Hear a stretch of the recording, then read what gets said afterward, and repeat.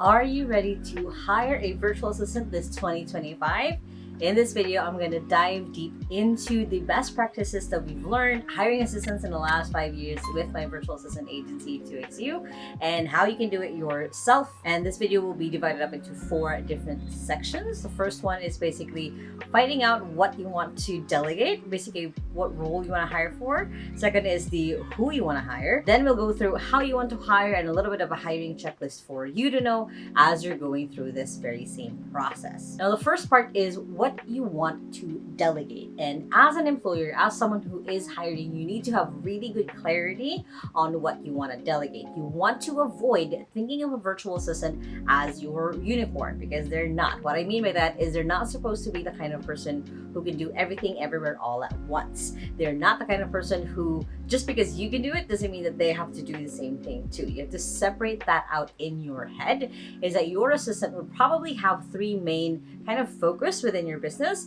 versus, of course, for you, you can focus on multiple things. Basically, what I'm trying to say is don't start this search thinking that you're going to find someone who's just like you, who is as passionate about your business as you are, because that is impossible. That is not something that you want to aspire for or hire for. You then hire someone to slowly get them to that point. You train them, have them learn more about your business, learn more about you and what you do, so then they can start getting passionate as you are about your business. It's not something that you should expect right off the bat. That's why I'm saying this within the first 5 minutes of this video, because I've seen so many people make that same mistake of like, hey, I can do my marketing, sales, operations, and delivery in my business. My assistant should be able to. Removing that from your expectations right off the bat. You don't hire someone who's already passionate. You hire someone who slowly becomes passionate as they understand more about why you're in business and how you do business. So as you're figuring out what to delegate, you want to figure out a few things. First is you want to find out your 80-20. What I mean by that is you're finding out what are the, out of 10 things that you're quote unquote doing in a day, or the 2 that absolutely you're the only one who can do it, and start delegating the rest. So for example, within my business, my 2 things, which is technically 3, the first one is making sure that I am getting clarity from our clients on what they want from the get-go. I am still the one doing a lot of the sales calls, just because every single client that we have is a little bit of a custom experience for them. So I'm the first one still doing the sales calls, and then it's creating a lot of the content, which is why we have here on YouTube, which is why I'm active on LinkedIn. So then I'm interacting with people who could either be possibly clients or also possibly be virtual assistants. So that's why my channel serves both kind of sides, is people who want to be virtual assistants and those who want to hire virtual assistants, because I am reaching out to both to kind of keep the lead flow going. And the third part is the strategy, is helping our team and supporting our team on thinking outside the box and getting them passionate about what we do in 2XU. Again, I didn't hire anyone who was already passionate about what we do, because that is, again, impossible, and probably 1 in 1,000 or 1,000,000 people that you're probably hiring. So that is the first thing, is you want to figure out what are the things that you're really good at that no one else in the business can do. And then you want to start thinking, okay, how can other people or my virtual assistant support me? So for myself, again, I was the kind of person who was doing everything else in my business, but I wasn't expecting my assistant to do the same thing. So for me, the biggest part that I needed a lot of help with was the research and the content. So researching people who could possibly become a client. So before I hopped on a call, I needed to research and know if they could be a fit. And then on the content side, it's for my assistant to upload these videos on YouTube. It's coordinating with my video editor, making sure things get done right. So it's making sure that for me, I just get to show up.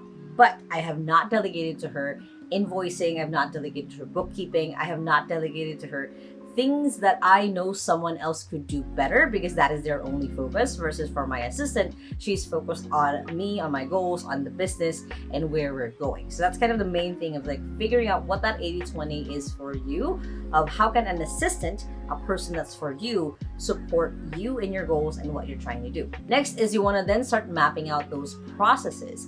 It could be going ahead and just doing a screen recording every time you do a certain task that you're thinking of giving to an assistant. That way they can later turn that into a set of a procedure or whatever that looks like. But it's basically capturing what is in your head and actually putting it in somewhere where other people can probably hopefully view it and get to know more about how you do certain things in the business. And of course, you want to then start capturing the tools that you're using and to what level of capacity you want this assistant to have, basically, of how skilled they are on that tool. So for example, for me, we use Notion a lot of time. I wasn't out expecting my assistant to know and understand Notion. I trained her in it and I was comfortable in that. But then I have video editing tools that would be really good for her to have at least some familiarity with, whichever tool that she's using. So then when I asked her, like, hey, can you cut this part of the video before you upload it, she can easily take over and actually get that done. Next is, now hopefully you have a little bit of a clarity on what you want to delegate. Again, narrow it down to 3 main focus for your EA.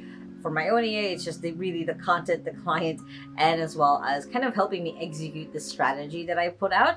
It's then going ahead and figuring out who you want to hire. And this is a step most people will skip. They're like, oh, I just want this kind of person to do these tasks, but you're not putting into a little bit of an intention when it comes to who are the type of people who would want to work with you as well. So you want to look at personality types. So what kind of person would you know is a really good match for your personality, where you want, like, how you want to be managed as well. So as a really good perfect example, again, for my own assistant Honey, she's as sweet as her name, she's super kind, but she will keep me accountable if I'm supposed to do something. So that's what I need, because for me, I have enough self-motivation, I have enough I'm already wired, basically, so I don't need a lot of self-motivation, or I don't need a push or anyone to remind me to do things as much. And she's really great at that. She finds that balance of like, hey, you said you were gonna do X, Y, and Z. When is it getting done? For me, I'm like, oh shoot, I just forgot that. It's not that I didn't want to do it. I just literally forgot to do whatever that thing is. So that kind of really works for me in keeping me on track and keeping me aligned to where I want to go. And I also really wanted someone who was willing to grow themselves in self-development wise as well as business wise. So then that's kind of what I've been doing in the last couple of years with my assistant, is we have this really good back and forth where she studies a couple of non-fiction books. I studied kind of the same non-fiction books. We have a really good discussion back and forth on why that book was good, what's the next book for us to read. So that was kind of really important to me. So think of like, what would be values, personality types that you know work best for you as you work with someone who complements you. So you don't want to find someone who is the exact kind of copy as you. You want to find someone where the gaps that you have as a person, your assistant can help fill up. So then you guys are kind of just helping each other out and building on each other, rather than, again, you finding another you, which is really first difficult in the first place. And second, if you had another you, why would you be working for yourself?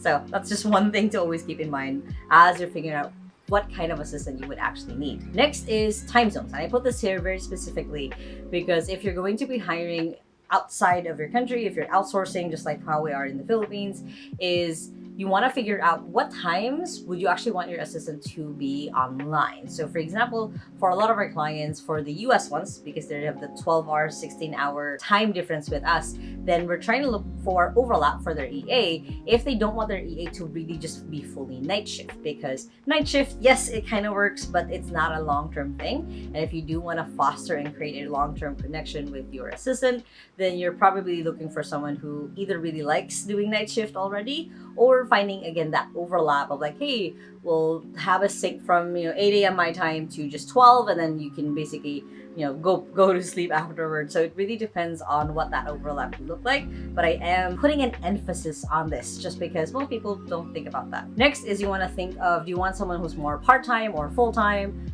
I am very biased into saying that you need someone full-time, because that means that your assistant is only focused on you and your business, versus someone part-time or an hourly rate, basically, where they would have to look for another client, they would have to look for another job just to sustain themselves because they need money. That's why they're getting hired by you.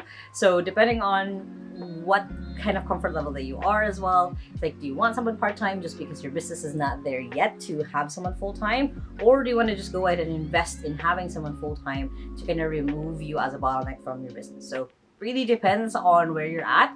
I can't really advise which way or the other. Again, I'm very biased on the full-time one. We only hire full-time executive assistants at 2XU, so that is something for you to consider. And of course, then you're starting to build their role and responsibility of what would be numbers that they would be responsible for, what would be data or metrics that they would need to always manage and look out for, because that's what they can affect. Whatever that looks like, you're going to start writing out this. You can use ChatGPT. You can basically combine the list of tasks you're thinking about, the personality type that you're thinking about, put it to ChatGPT and just ask like, hey, what is the role and responsibility for this person based on all of this data? So ChatGPT would be more than happy to spit out basically a role and responsibility for your virtual assistant. And once you have that, once you know what to delegate and who you want to hire, you want to figure out how you want to hire. Now, one is hiring direct, which a lot of people do, a lot of people still do. It is just going through the process of filtering people, finding the right person, doing a bunch of interviews, really making sure that they can actually work with you, versus of course there's also the option of hiring with an agency, like for ours at 2XU, where we take care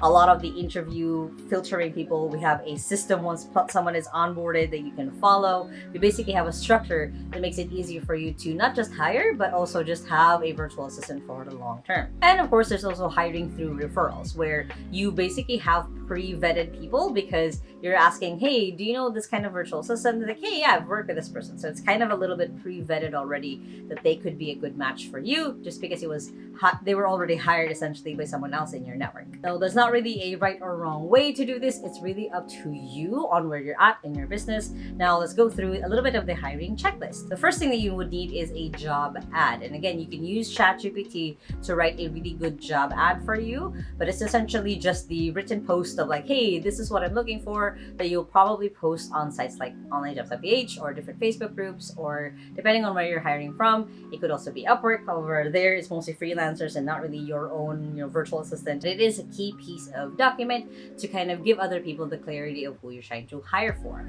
The second thing that you would need is some sort of skills test. So you want to have a way that you can ask them to maybe write an essay, maybe respond to certain things. It's basically just a way for you to make sure that they can do what you need them to do. So for example, if you're hiring a social media virtual assistant, then it's making sure that they have some sort of portfolio, or even just giving a suggestion on how they can improve your social media, your current posts, for example, and how they would handle it. Again, that way you are kind of given the assurance that they can actually do what they say they need to do. Next is going through a little bit of that interview process. I do have a full video on how to interview for a virtual assistant, but the main part of it is honestly just one, how long have you been doing this? Asking them about their family, their situation, what their routine is when they're working from home, to kind of see if they're disciplined. There's a lot of different things, but the main thing is the interview is not supposed to be really a test for their skills. If they can do what they say they can do, that's usually in the skills test itself.